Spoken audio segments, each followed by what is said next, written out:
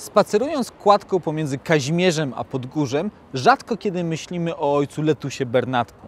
Ten przeor klasztoru Bonifratrów sprawił, że w Krakowie powstał nowoczesny szpital. Był to prezent z okazji jubileuszu panowania cesarza Franciszka Józefa. Ten sprytny zabieg ułatwił pozyskanie funduszy państwowych na jego budowę.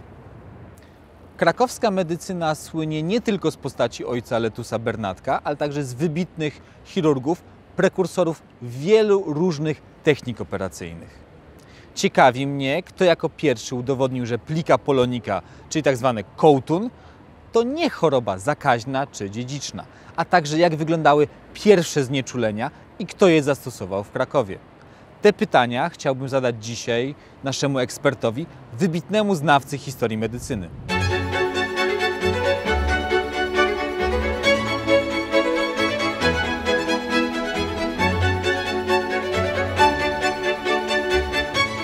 Ryszard Gryglewski, profesor doktor habilitowany, kierownik Katedry Historii Medycyny Collegium Medicum Uniwersytetu Jagiellońskiego, znawca dziejów historii medycyny oraz historii medycyny nowożytnej.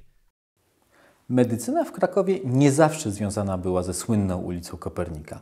Gdzie w Krakowie znajdowały się te najstarsze szpitale, zanim powstały te nowoczesne kliniki zlokalizowane właśnie przy tej ulicy?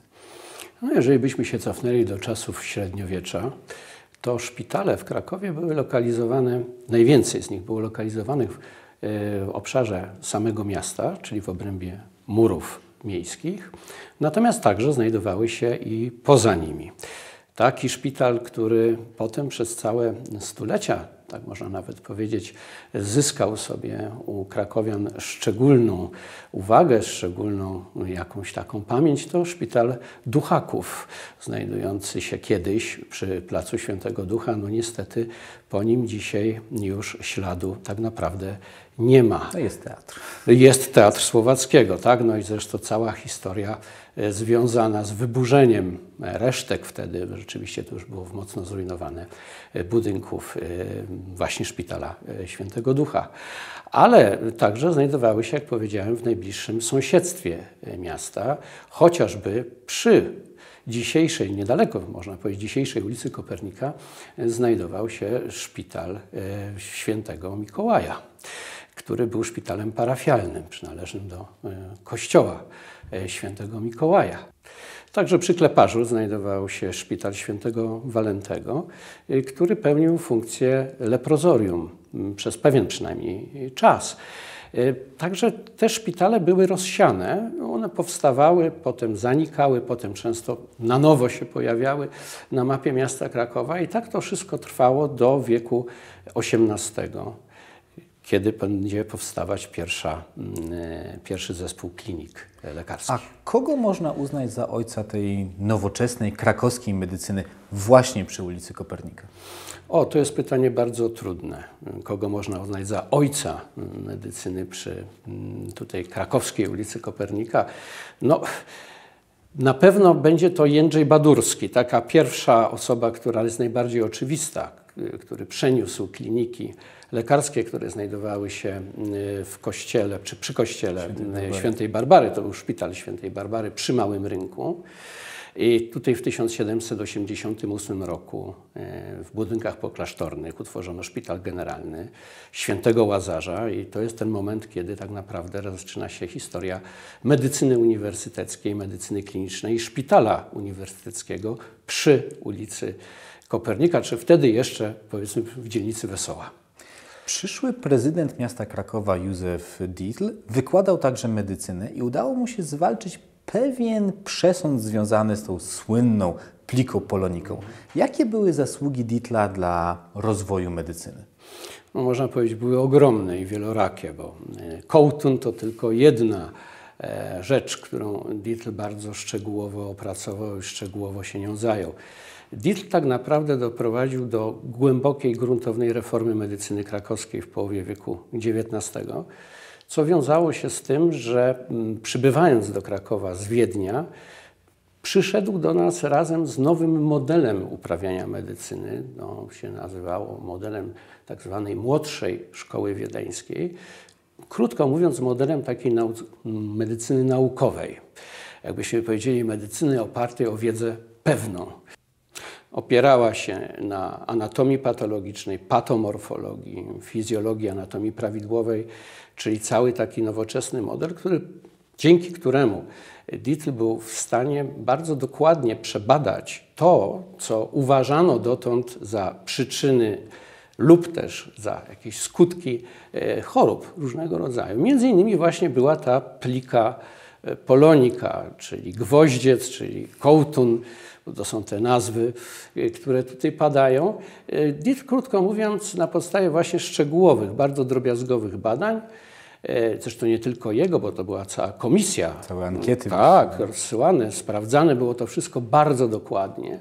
No, doszedł do jednego słusznego wniosku, że nie ma czegoś takiego jak choroba kołtunowa i że należy ją po prostu z nozologii lekarskiej wykluczyć.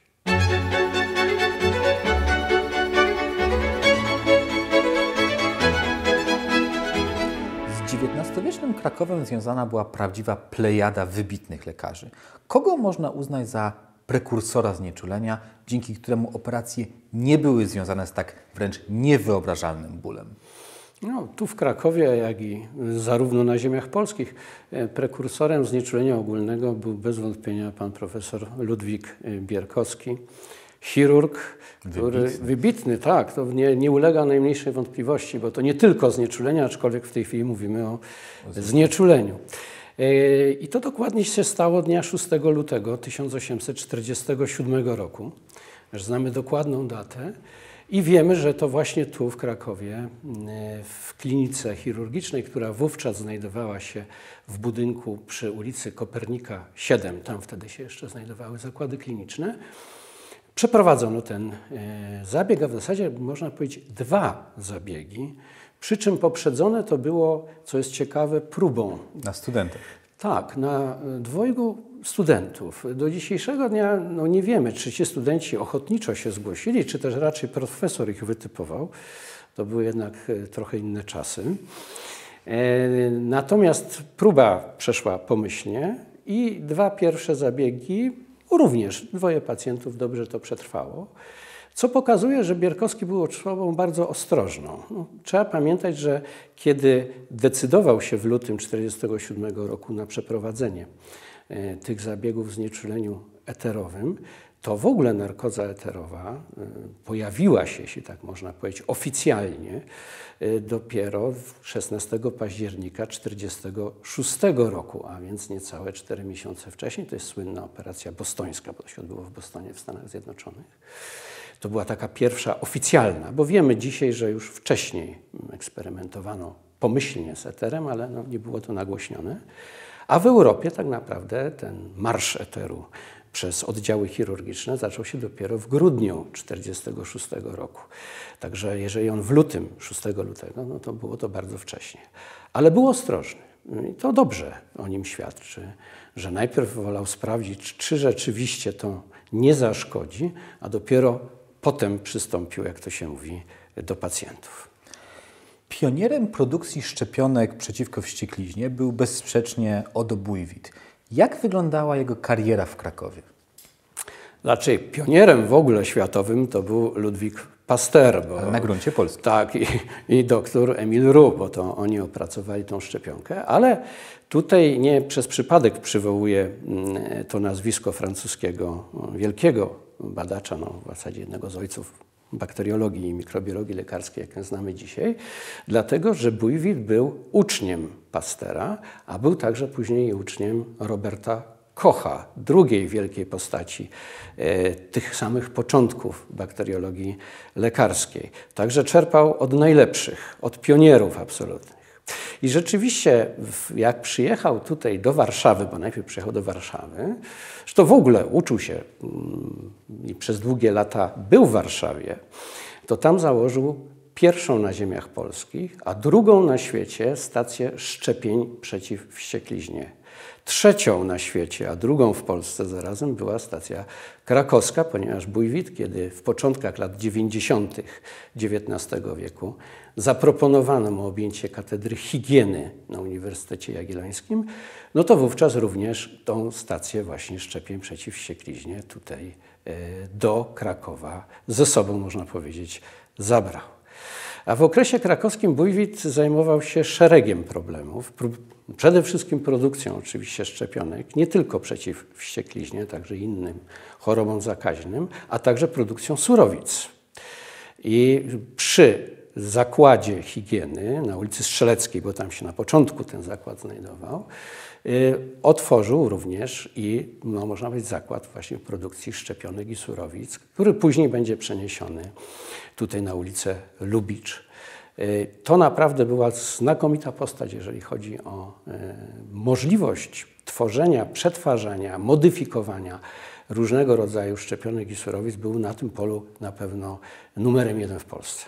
Też miał też bardzo ciekawą małżonkę i jak gdyby wywierali też wpływ na Kraków, ale to jest jak gdyby temat na zupełnie inną rozmowę.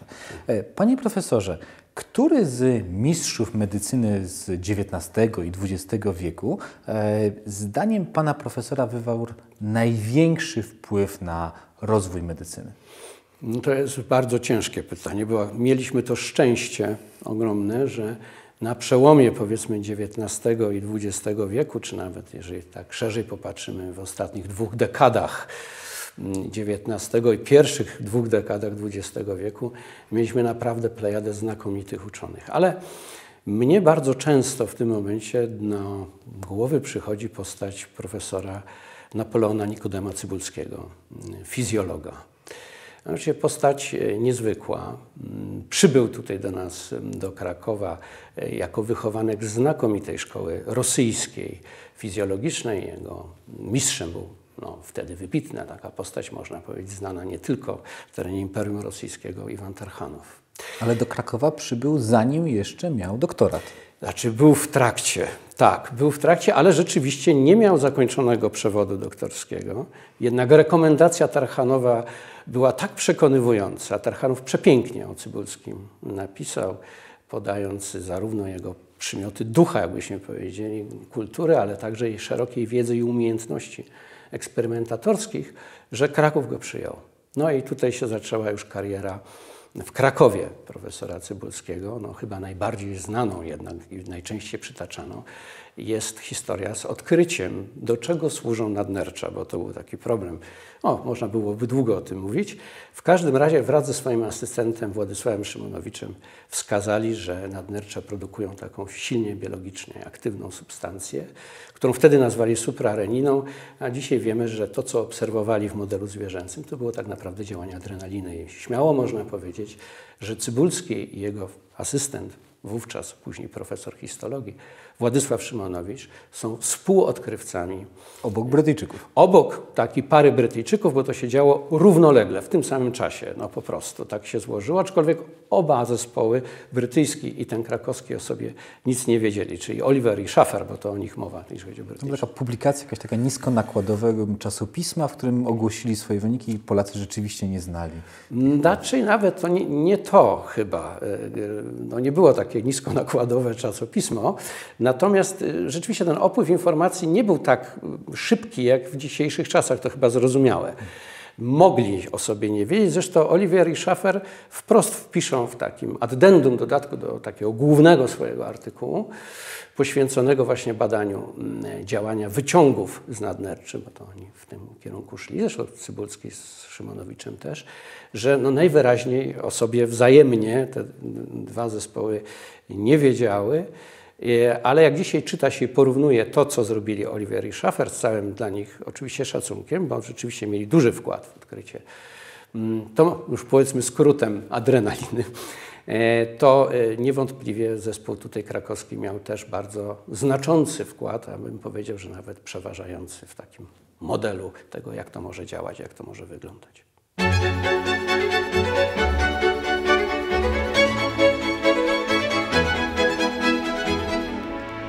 Przez ponad 100 lat tutaj w Krakowie przy ulicy Kopernika znajdowały się te słynne uniwersyteckie kliniki. Obecnie większość z nich została przeniesiona do niedawno wybudowanego nowego szpitala uniwersyteckiego. To właśnie tutaj skupiała się krakowska medycyna uniwersytecka, a studenci pod okiem mistrzów uczyli się tej trudnej dyscypliny. Historie o mistrzach i ich studentach są liczne i barwne, jak choćby ta anegdota o profesorze Brodowiczu, który kazał się pochować ze swoim ulubionym kanarkiem. Anegdoty są ważne i interesujące, ale warto podkreślić, jak wielki wpływ nie tylko na krakowską medycynę, ale i światową miały osiągnięcia pracujących tu medyków. Ich prace były przełomowe. Współczesna medycyna wiele zawdzięcza wybitnym naukowcom żyjącym w XIX i na początku XX wieku. Były to bardzo barwne i charakterystyczne postacie. Z tych powodów historia medycyny jest tak fascynująca i ważna dla dziejów kultury.